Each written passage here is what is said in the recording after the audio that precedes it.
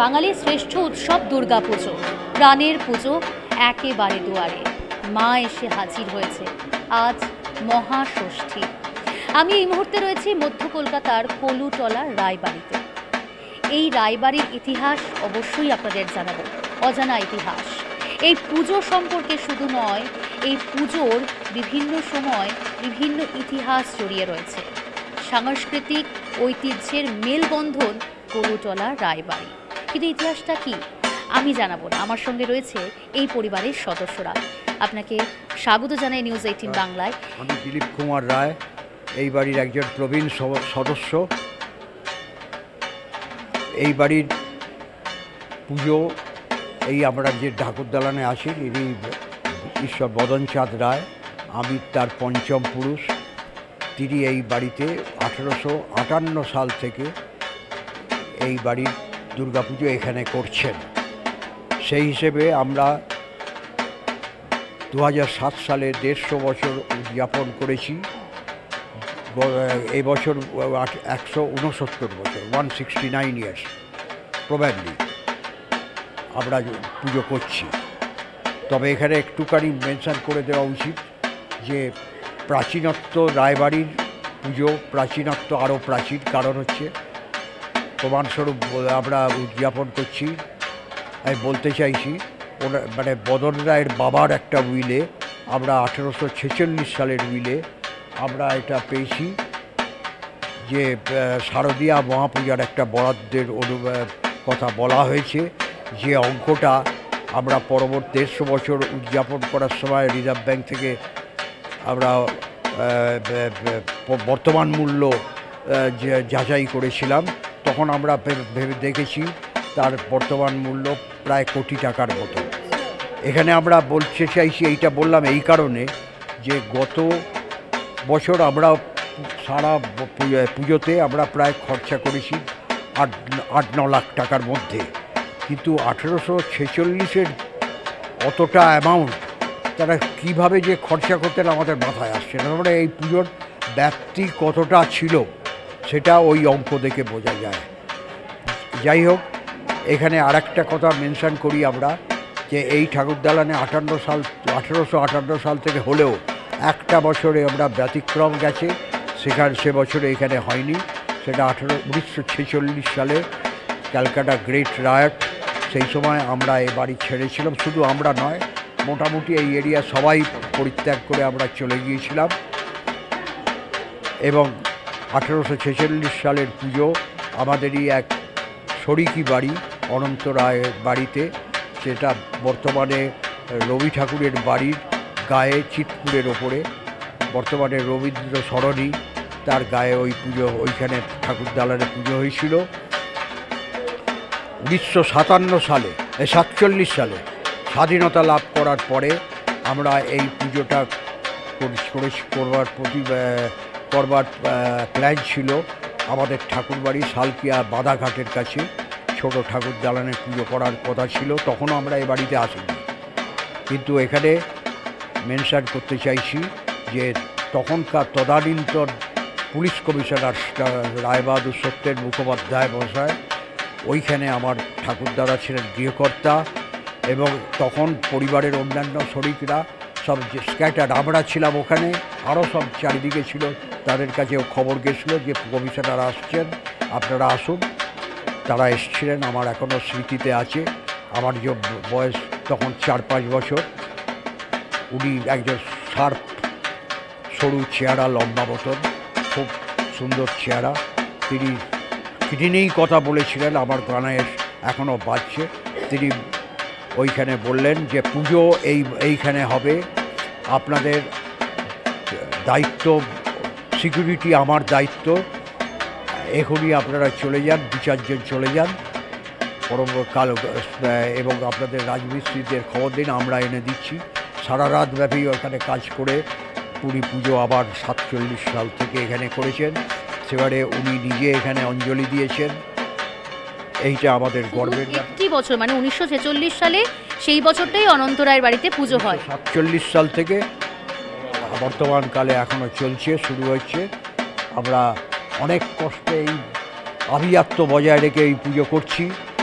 বহু বহু স্যাক্রিফাইস আমাদের, মানে মনিটারি সব দিক দিয়ে পরিশ্রম, এই যে দেখছেন এত এসব এই যে জিনিস। আবেগ ঐতিহ্য সবটাই জড়িয়ে রয়েছে কলুটলা রায়বাড়িতে। আচ্ছা, এরই মাঝে জিজ্ঞাসা করি, ইউনেস্কো সম্মানটা পেয়ে কেমন লাগছে? ওটা তো আন্তর্জাতিক ব্যাপার, ওখানে তো আর দেশীয় ব্যাপার না, ও তো সারা পৃথিবী দেখছে, সেটা তো তারা বলবে। শুধুমাত্র শহর কলকাতায় এতগুলো বনে হয়েছি আমরা হ্যাঁ, একমাত্র বাড়ি এইটা, এই বাড়িতে মানে বনেদি বাড়ির 24টা মানে বারোয়ারি পুজো এবং একটি মাত্র বনেদি বাড়ি, যেটাকে এই বদন রায়ের বাড়ি, ওনারা কভার করেছেন। এইখানে ওনারা একটা অনুষ্ঠান করেছেন, যেটা 24টা প্যান্ডেলে বাজানো হচ্ছে, আমাদেরও বলেছিল। সেটা হচ্ছে না, এটা নাম ছিল ডিস্কো সূত্রা। এটা করেছিলেন পণ্ডিত অজয় চক্রবর্তী এবং উষা উতুম, এবং তবলিয়া হচ্ছেন তন্ময় বসু। এবং এটা এইখানে করেছিল টেলিগ্রাফ এবং আনন্দবাজার ছবিও বেরিয়েছিল, কিন্তু আমরা ওই ডিস্কোটা আমাদেরও বলতে বলেছিল, কিন্তু আমরা এটা রাজি হইনি, আর ইংরেজি বাজনা হয়তো ছিল, আমরা আর বলি। সম্মান পেতে কার না ভালো লাগে? যে কোনো সম্মানই সেটা খুব আন্তরিক, এবং সেটা সবাই আমরা ভীষণ ভীষণ আনন্দিত হই। তো আমি আরও একজনের সঙ্গে কথা বলবো, এই পরিবারের সদস্য।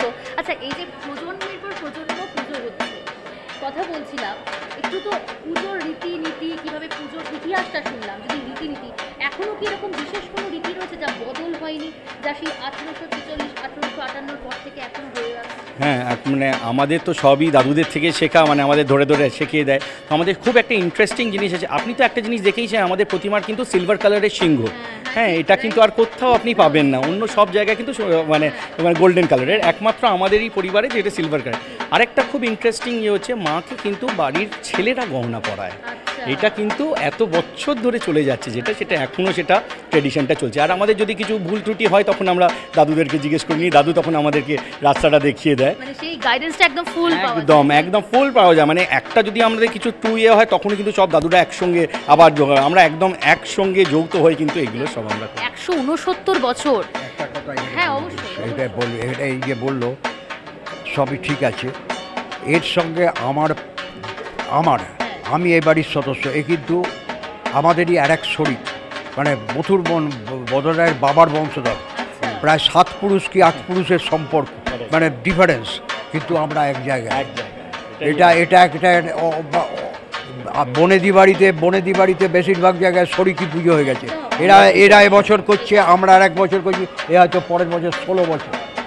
এই মেলবন্ধনটাই তো কলুটলা রায়বাড়ি, আর এর জন্যই হয়তো, এই ছোট ছোট কারণের জন্যই হয়তো এত বড় একটা সম্মান স্বীকৃতি আপনারা পেয়েছেন। আচ্ছা, পুজোর সময় শুধু আড্ডা যেমন হয়, পুজো রীতিনীতি মেনে হয়, সবই ঠিক আছে, খাওয়া দাওয়াটা কি হয়?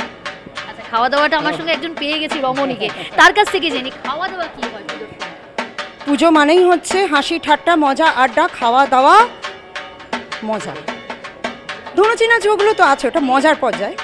খাওয়া মানে হচ্ছে আমাদের প্রত্যেক দিনই পুজোর পর, সকালের আরতির পর আমাদের এখানে হালুই কর, গজা, খাস্তা কচুরি, মিহিদানা সমস্ত বাড়ির তৈরি হয়। প্রসাদের মধ্যে সবাইকে ধর্ম নির্বিশেষে প্রসাদ বিতরণ হয়।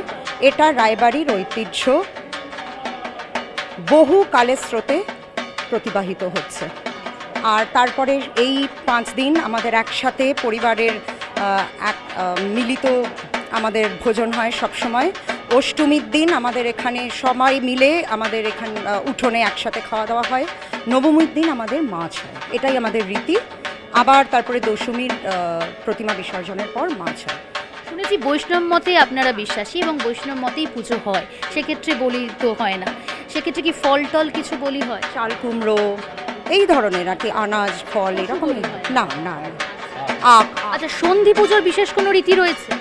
সন্ধি পুজোয় আমাদের এখানে যেমন প্রদীপ 108 প্রদীপ না 108 প্রদীপ প্রজ্বলিত হয়, এবং পদ্ম নিবেদন হয় 108 পদ্ম, একদম 1 মণ চাল, 2 মণ চাল, 1 মণ চিনি, এখানে একদম সেই সাজিয়ে 108টা ডাব দিয়ে সন্ধি পুজো, মানে 108 প্রদীপ। এইগুলো মাস্ট, এছাড়াও আদার্স, মানে ওই গজা, প্যারাকি এসব তো থাকেই। প্যারাকিটা কি? প্যারা কি হচ্ছে একটা জিনিস, যেটা একটা মিষ্টি, যেটার মধ্যে আমাদের নারকোল দিয়ে একটা সুন্দর মিষ্টিটাকে বাড়িতেই কিন্তু তৈরি করা হয়। হ্যাঁ হ্যাঁ, দুর্গাপুজোর প্রথম যেটা মানে নিয়মের মধ্যে পড়ে হচ্ছে নারকেলের মিষ্টি, নারকোল নাড়ু আমাদের প্রতিদিন ভোগে থাকে। আর প্যারা কি হচ্ছে ময়দার বাইরেটা ময়দারের খোলের মধ্যে নারকেলের পুর থাকে, তার সাথে কিশমিশ বাদামও দেওয়া থাকতে পারে। নারকোলটা মানে একদম একেবারে, অর্থাৎ সব কিছু মিশ্রিত।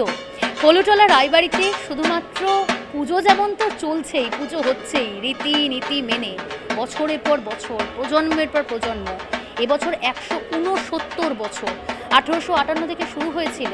শুধুমাত্র স্বাধীনতার আগের বছরে পুজোর স্থান পরিবর্তন হলেও পরের বছর কিন্তু ঠিক এই কলুটলা রায়বাড়িতেই দুর্গাপুজো হয়ে আসছে, আজও হয়ে আসছে একইভাবে, একই রীতি মেনে। এবং যেমনটা বলছিলাম যে প্রজন্ম প্রজন্ম প্রজন্ম তারাও কিন্তু এটাকে খুব সুন্দরভাবে মেনটেন করে আসছেন। একই সঙ্গে যারা বারোয়ারি পুজো দেখছেন, বারোয়ারির এই যে আলো ঝলকানি যতই যাই হোক না কেন, বনিদি বাড়ির পুজোর কিন্তু একটা আলাদা মাধুর্য রয়েছে। আপনারা হয়তো আমার সঙ্গে সহমতি হবেন, তাই বলবো দেরি করবেন না। যারা ভাবছেন এখনও বাড়িতে বসে নিউজ 18 বাংলায় টিভির পর্দায় নজর রেখেছেন, আসতে পারছেন না, তাদের জন্য আমরা রয়েছি। কিন্তু যারা প্যান্ডেল হপিংয়ে বেরিয়ে পড়েছেন তাদের বলবো অবশ্যই অবশ্যই বনিদি বাড়ি পুজোর মধ্যে অন্যতম ইউনেস্কো স্বীকৃত কলুটলা রায় বাড়ি, সেখানে অবশ্যই একবার ঢু মেরে যান। সকলের পুজো ভালো কাটুক।